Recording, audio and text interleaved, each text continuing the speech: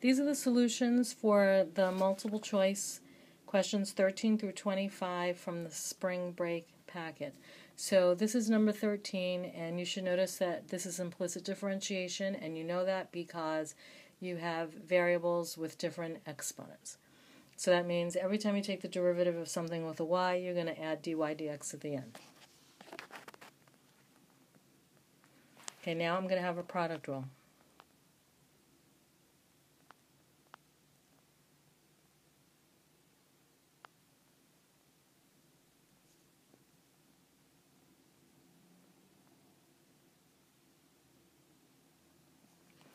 Okay, I'm going to keep all dy dx terms on the left side.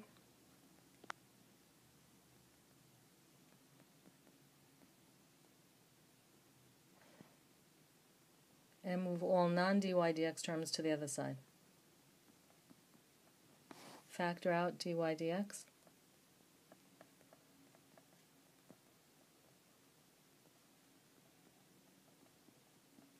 And then divide.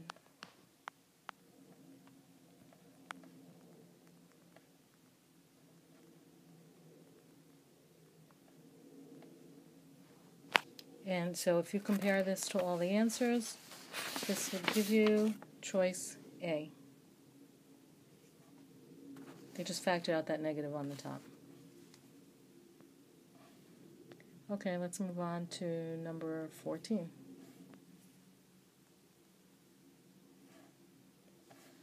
Okay, so this one I told you weren't able to do, but now that you know about, oh, you can't do that yet because that's around distance. All right, so let's scratch that one. We'll go back to that after we learn about distance, which is actually tomorrow's lesson. So let's move on to number 15.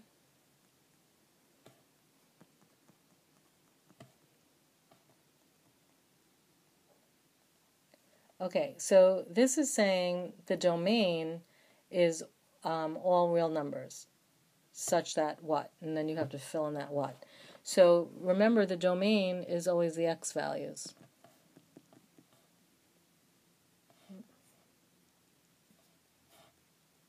And just as a little review, the range is always the y values. So this is asking you, what could x possibly be? So remember, ln can never be of 0 or of a negative number. So x squared minus 4 must be greater than 0, or else it would be undefined. Okay, so now just solve this as a regular inequality. So x squared has to be greater than 4. So you're going to get that x has to then be greater than 2, which is C.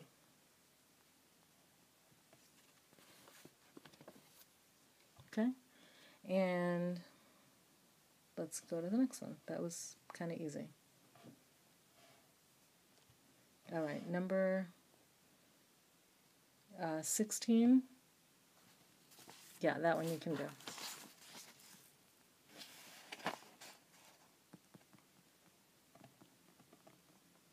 Okay, so this is looking for a relative maximum. So how do we find maxes and mins? You take the first derivative,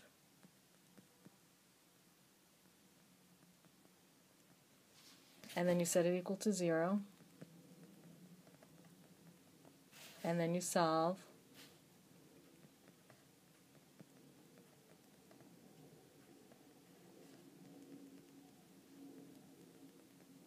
And then you make a wiggle graph. And remember, you always test points into the first derivative, and this is the first derivative right here. Okay, so if you put a number in smaller than 0 into the first derivative, such as like -1, you're going to get a positive sign. Pick a number between 0 and 2, and you're going to get a negative sign. And pick a number bigger than 2, and you get a positive sign. Okay, so you can see over here at 0, it was increasing and it was decreasing. So therefore there was a max at x equals 0. And at 2, it was decreasing and then increasing, so there was a min at x equals 2. And so the question is asking for when is there a max, and so that would be at x equals 0, and therefore the answer for 16 is choice B. Moving on. Okay, number 17.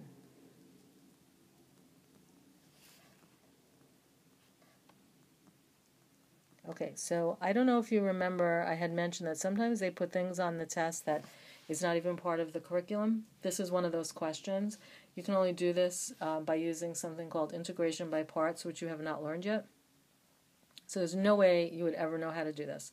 However, since I did not say you can't use a calculator, if you used a calculator for this, then you can use that Math9 function and enter this, comma x, comma 0, comma 1.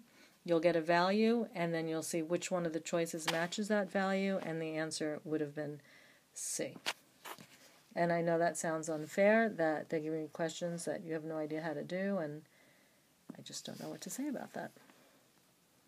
Okay, number 18 was this. Okay, so I will say that the answer should be C. Now this one stumped me because I changed it to this.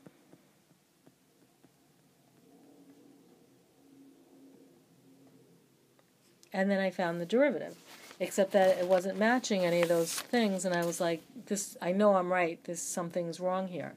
And then I went online and looked at those crazy trig identities, and so there's actually a trig identity for -2. There's actually a trig identity for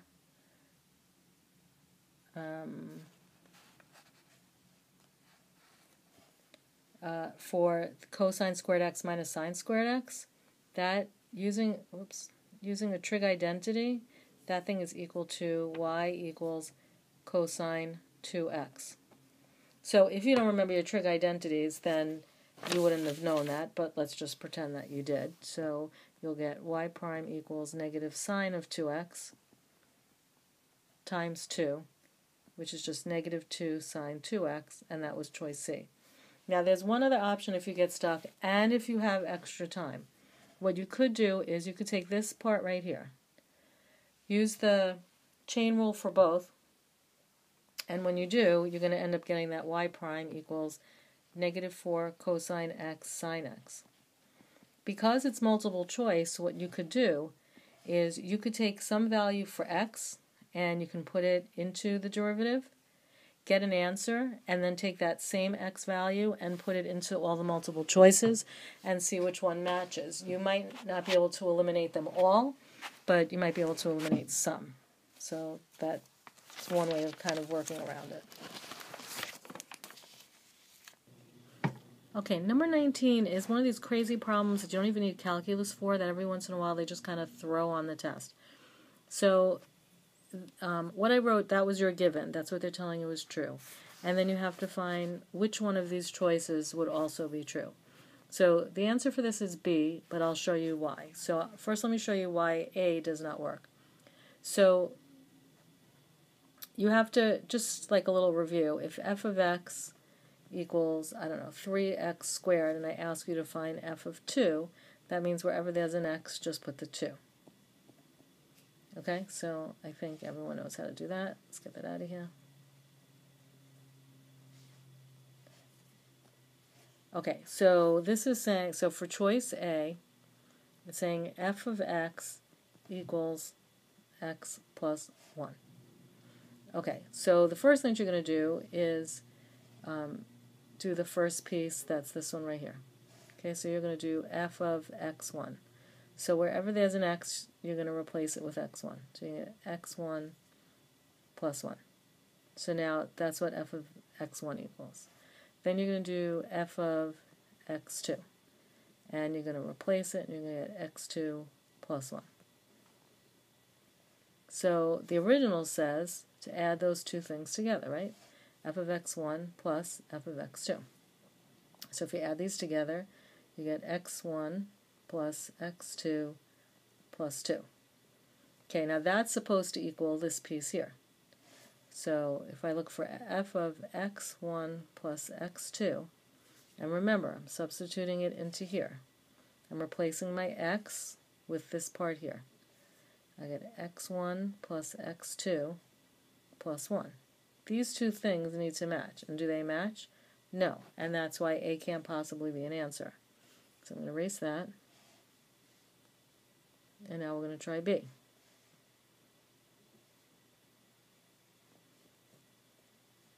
Don't you love this eraser?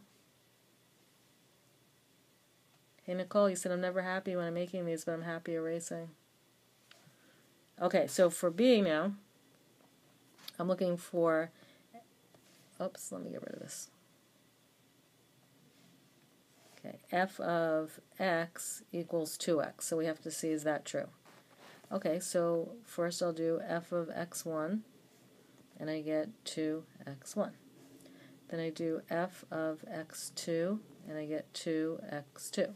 So remember, we're adding them together. So if I add these together, I get 2x1 plus 2x2.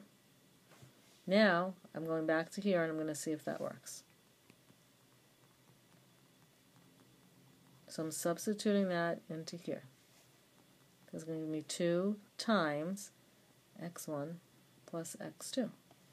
And do these two things match? Yes, they do. And that's why B is the answer. Okay, number 20 we did in class, but I'll do a quick review. Remember, arctan just means tan inverse. And so the only way you'll know this is by using the rule. And when you do that, you should get A. Oops. Which is this?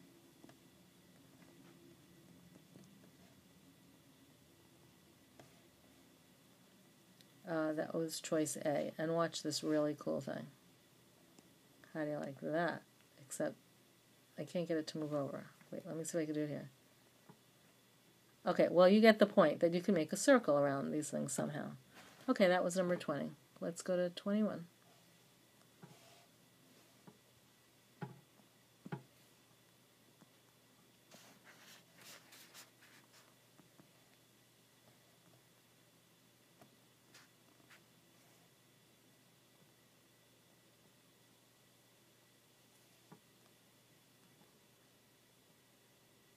Okay, this is number 21. So I just pause this for a minute while I drew the graph for you. So what they're telling you is that the domain is this piece over here. So that means it has to be greater than 1. So if you're looking for greater than 1, then you're talking about anything to the right of this green asymptote that I drew in. But you also have to consider negative numbers, so it's going to have to be everything on the other side of negative 1. So really, the only part that we're really talking about is this and this. This is a little bit of a tricky problem. And again, no calculus is needed for this. So it's asking for the range, and so the range is all y's. So you can see that the biggest y is going to be right below 0, right? So x is going to have to be less than 0. And then the smallest y is over here. It's going to go down to negative infinity. And that's why the answer is B. So that's number 21. Okay, let's move on to number 22. Almost done.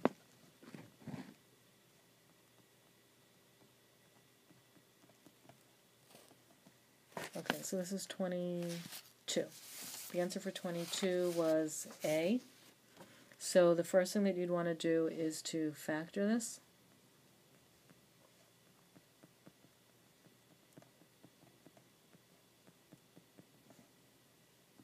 And then you can see the x plus 1's cancel. And you're just left with that. So if you find the antiderivative as it goes from 1 to 2, and then first you're going to substitute 2 in there. and then you're going to put 1 in there. And when you combine all that, you're going to get 0 plus 1/2, which is just 1/2, which is A. So that was 22. Okay, here comes 23.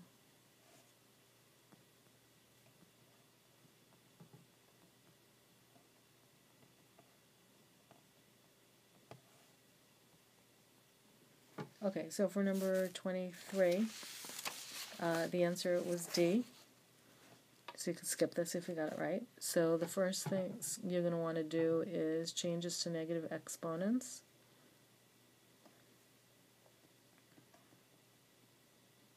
And then you're going to take the derivative. Okay, and now the second term creates a problem because I can't add 0 and divide by 0. So if we go back and look right here, you should recognize that that's a ln x. Okay, and I just also want to point out that this piece over here just means to take the derivative of what's inside those parentheses. Okay, so that's the derivative, and now you have to do the derivative. Oh my god, I'm an idiot. I'm going back. Forget everything that I just said. I'm doing an antiderivative. Okay, that was a good learning lesson. Okay, so we're taking the derivative. So it's negative 3x, subtract 1. So negative 3 minus 1 is negative 4 minus x. Oh my god, there's something wrong with me. This is what happens when I go to the dentist. Okay, so you're bringing down the negative 1 times the negative, which makes it positive, x to the negative 2 plus 2x. And then you want y prime of negative 1.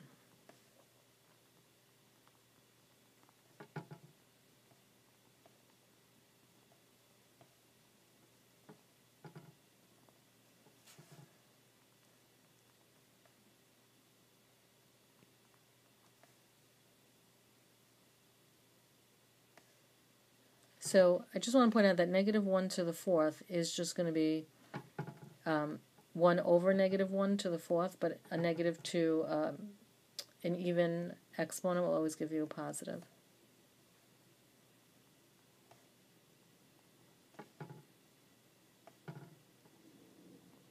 So negative 3 plus 1 is negative 2. Negative 2 and negative 2 is negative 4, which is choice B. That's 23. Let's get a better color. How about this bright purple? Okay, here's 24.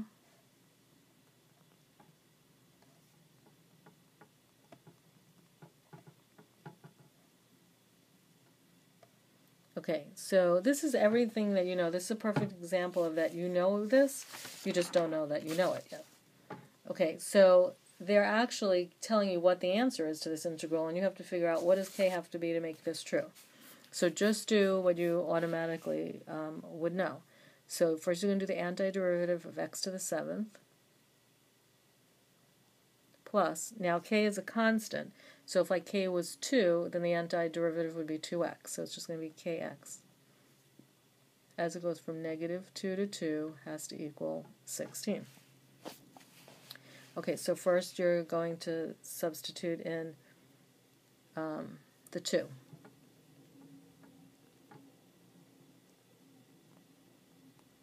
Okay, so that's what happens when you substitute in the 2. And then we're going to substitute in the negative 2.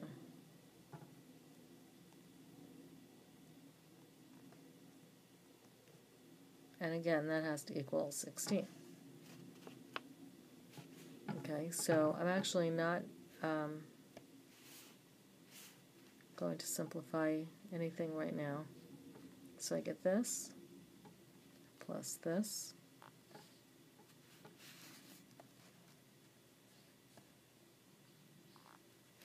get this, because a negative number to a positive to an even number will always give me a positive.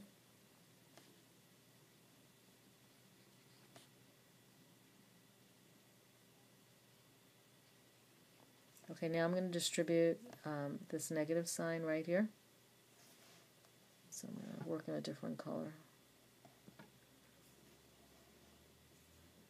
I'm going to squish this in right here.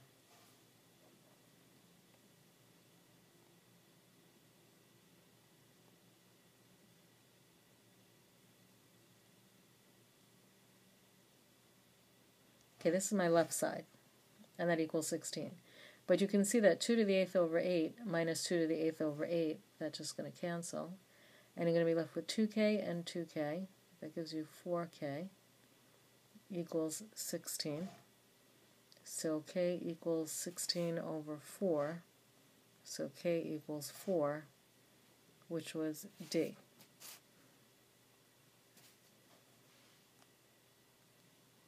Okay, and finally number 25, so the function is e to the x, and you have to find the derivative of e to the x. Now, you know that the derivative of, you'll need to find the derivative at e. So you know that the derivative of e to the x is just e to the x. And you need f prime of e, so it's just going to be e to the e. So which one of these choices will give you e to the e? So I can tell you right now the answer is E.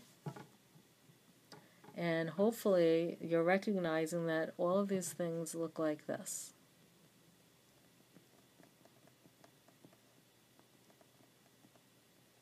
Remember that? That was the official definition of the derivative. That's where we first introduced derivatives. So you have to figure out which one of these is going to give you the answer of e to the e. And it is choice E, because I'll put E right underneath this one.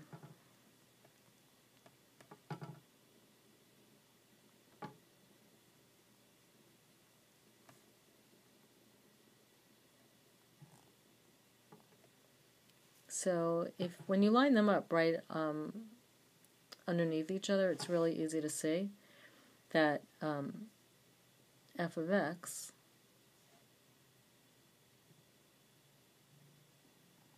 is going to be right here, e to the e. So f of x plus h is just e. So so what I'm saying is that f of x is e to the e. That means f of x plus h is going to give me e. Okay. It's really e to the x, where x is equal to e. Okay, so e to the x plus h. Let me just fix this right here. And then you can see that this would match exactly. So if f of x equals e to the x, f prime of x is also e to the x, but we know that x is really e, so we get e to the e, and that matches this. So that one was a little bit tricky. But that was the answer for number 25, choice E. So that's it for today. It's time for me to go make a cheese quesadilla.